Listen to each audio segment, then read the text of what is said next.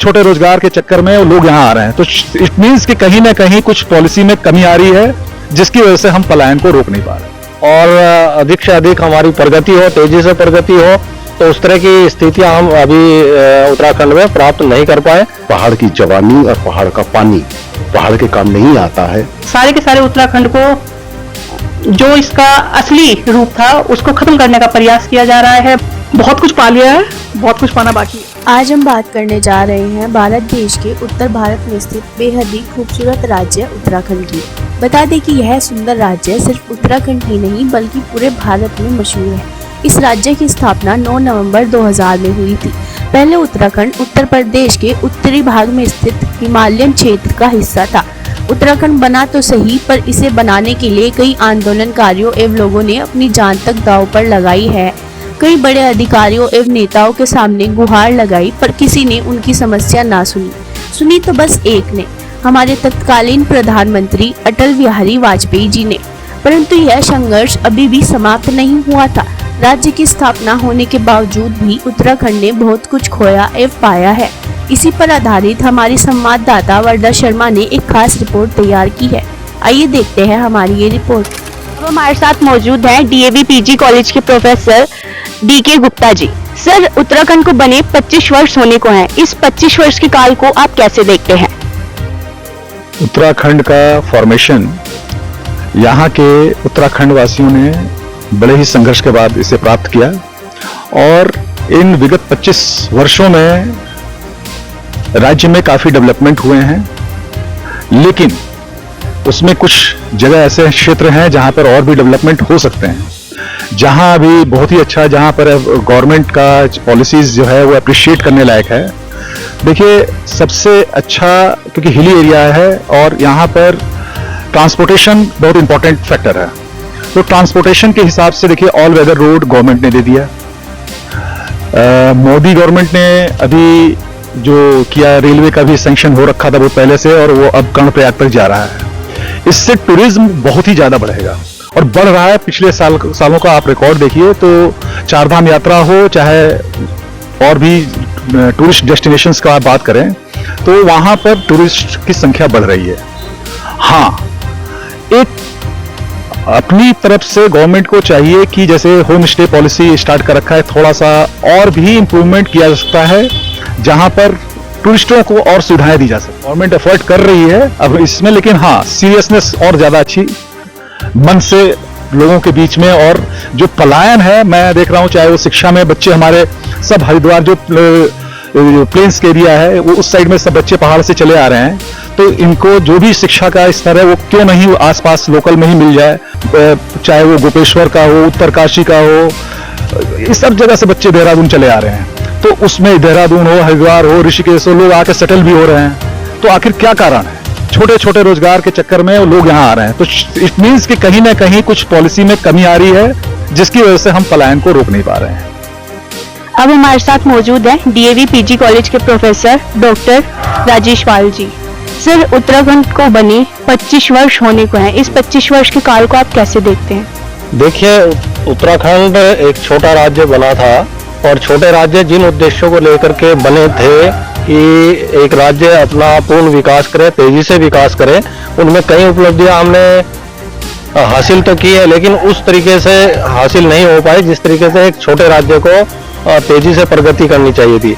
जहाँ तक हमारी शिक्षा, स्वास्थ्य और अन्य मूलभूत सुविधाएं हैं, तो उनमें शिक्षा को लेकर के उत्तराखंड राज्य बनने के बाद डिग्री कॉलेज खुले हैं, लेकिन वहाँ पर मूलभूत जो इंफ्रास्ट्रक्चर है वो उस तरह से अभी तक नहीं डेवलप हो पाया। बच्चों को इस तरह की गुणवत्तापूर्ण शिक्षा और प्रोफेशनल इंस्टीट्यूशंस डेवलप होने चाहिए थे, वो नहीं हो रहे हैं। सारे बच्चे ज़्यादातर बच्चे मैदानी क्षेत्रों में आ रहे हैं। तो एक तो ये विकास होना चाहिए, और अधिक से अधिक हमारी प्रगति हो, तेजी से प्रगति हो, तो उस तरह की स्थितियां हम अभी उत्तराखंड में प्राप्त नहीं कर पाए। इस पर हमें गंभीरता से सोचना। अब हमारे साथ मौजूद हैं डीएवी पीजी कॉलेज के प्रिंसिपल सुनील कुमार जी।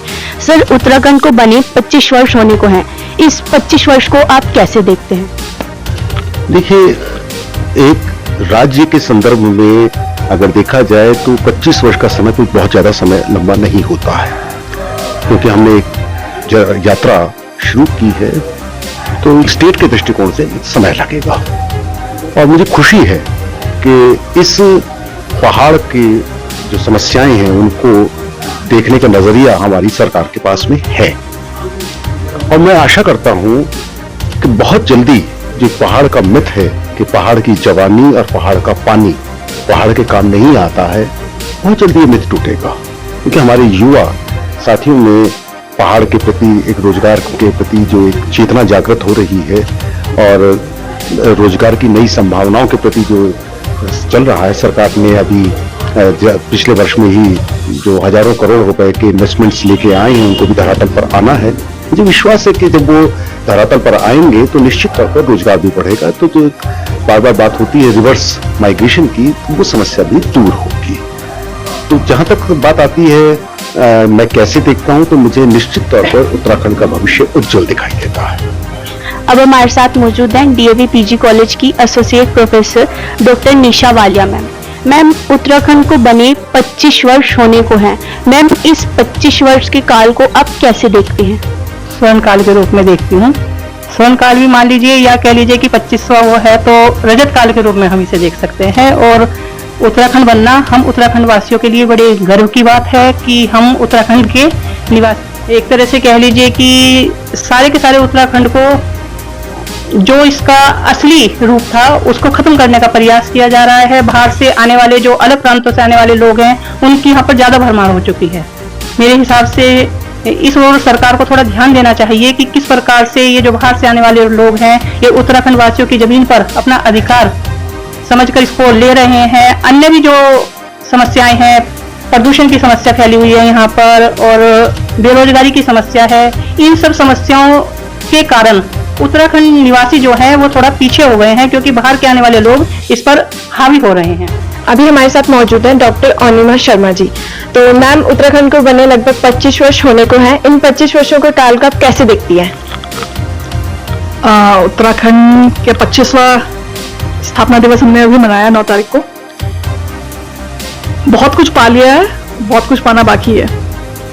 एक अलग इसकी स्टेट की हम लोग ने जो सपना देखा था, और जो यूथ है आज का जो ये मान के चला था कि हाँ हमारा नया स्टेट बनेगा तो हमको ये पा जाएंगे, तो मैं कहती हूँ कि हाँ काफी सपना हमारा पूरा हो चुका है। लेकिन हम लोग को भी, यूथ को भी काफी सारी चीजें हैं जिसमें उनको लगता है कि निराशा हुई है कि नहीं अभी ये तो हमें नहीं मिला है।